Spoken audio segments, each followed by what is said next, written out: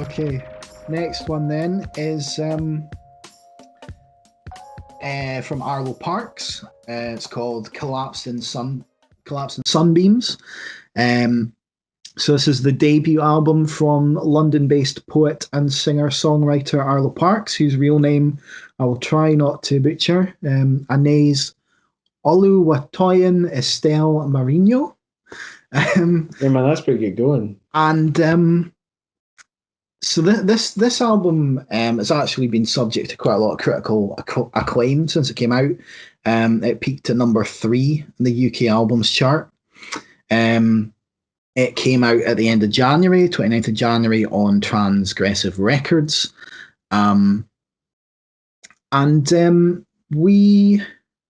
They were both introduced to Arlo Parks from our collaboration on with Easy Life on their track Sangria.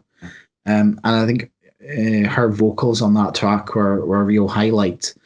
When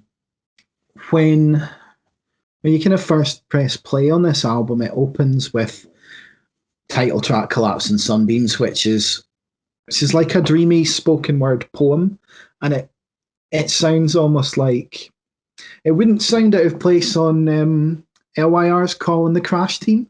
It's got that kind of delivery of because she delivers the vocals like a poem, like she just reads it out like a beat poem, with a sort of a really nice instrumental over the top. But when that isn't really typical of the album, I suppose the instrumentation is, but that sort of vocal delivery isn't. On the next track, like this sort of sleepy kind of jazzy instrumentation continues, and Arlo's style of singing comes to life, although it's still quite softly delivered and generally more spoken than sung. But and there are sort of flashes of spoken word here and there, but I suppose it's a little bit like if you imagine like Lily Allen's delivery, like I'll give you that, man. It's that kind of more spoken than sung sort of way of singing, but with maybe a softer delivery. You know, like someone like the likes of Norah Jones or something like that. That kind of more restrained kind of sound. But that first proper track, Hurt, has got this soft kind of jazz bass and drums combined with like a subtle woodwind sound, and it's got Arlo's silky vocals gliding over the top, and the bass line in particular on that's really catchy, and it's got a really good chorus section where she sings, "I know you can't let go of anything at the moment, just know it won't hurt so much forever," and it's a really strong opener to the album. What's your thoughts in general? I loved it, man. I really, really enjoyed it. I was I was quite excited when you kind of recommended we check this out, because as you said, we were both introduced to Arlo Parks off the back of the Junk Food EP by Easy Life, and I absolutely fell in love with her vocals on Sangria. I thought it was fantastic. You mentioned Collapsing Sunbeams, as you quite rightly said. The piece or the album kind of opens up with this spoken word piece, which is right up my street at the moment. But the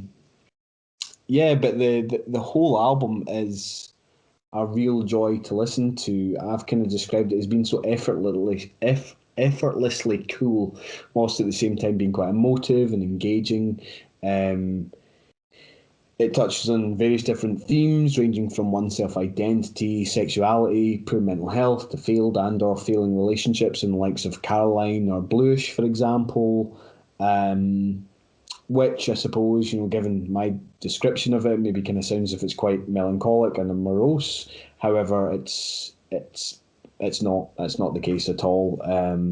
I would say that the kind of Parks songs, or the contents of the song, kind of traverse the entire gamut of human emotion. There's quite a lot of positivity and optimism in this album, like you said, on kind of Heart. That repeated lyric, it won't hurt. It won't hurt forever. It won't hurt this much forever. Um,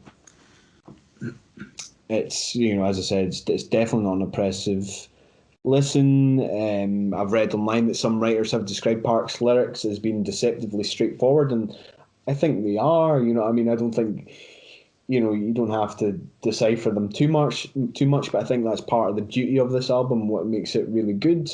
As you said, the kind of musical arrangement or composition, Parks's vocals are soft and gentle, and for the most part they are set to these kind of shuffling, floaty, and dreamy sounding soundscapes.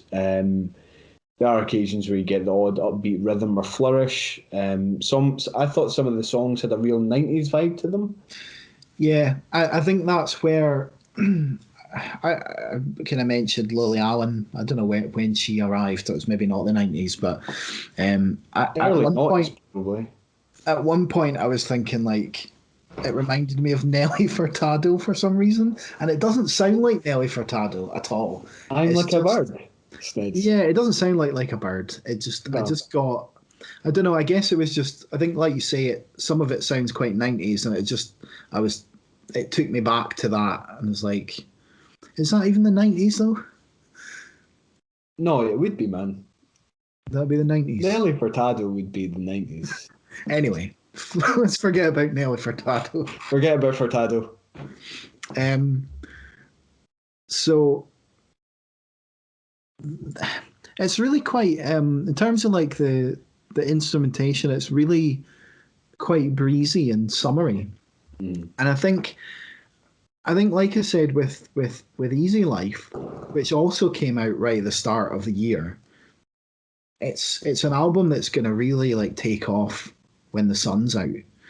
I think. Yeah, I think, what did I say about the Easy Life EP? It would be the perfect accompaniment to sitting in a trendy London beer garden or something like that.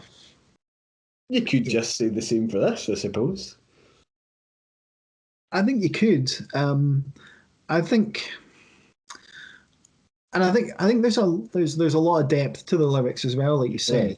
And I think it's a fair point that they're fairly straightforward. But that is what helps make it good, yeah.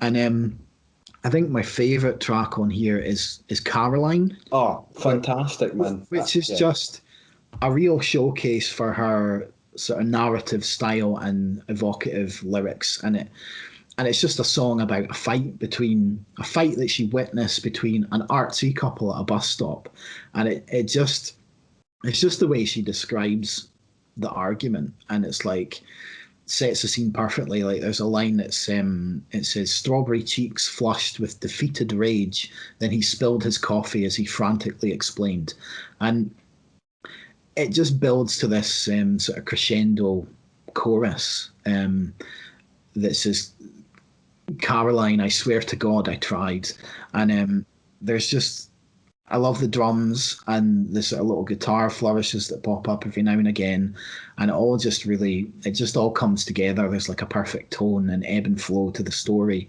and it all just feels really effortless. Yeah, that was a standout track for me as well, man. But I mean, these tracks, they're all good. Caroline's definitely standout. For Violet stood out to me because the rest of the album's really breezy, and then For Violet sort of changes where it becomes a bit more moody and a bit more brooding. It's not nearly as bright, and I think it's just that it covers a sort of darker subject matter, and I mean, I'm not 100% certain what it's about, but it seems to be about like an abusive father, and the instrumentation kind of mimics that darker tone to the story, and I think similarly on Eugene again has a sort of moodier sound to it as well. And again, that's about a breakup and a kind of a breakup of a friendship over a relationship kind of thing. So, but yeah, there's a lot of depth here, I think. Definitely, man. I really enjoyed it, and I mean to think she's only like 20. Absolutely, yeah. You know, so it'll be amazing to see what she comes out with next.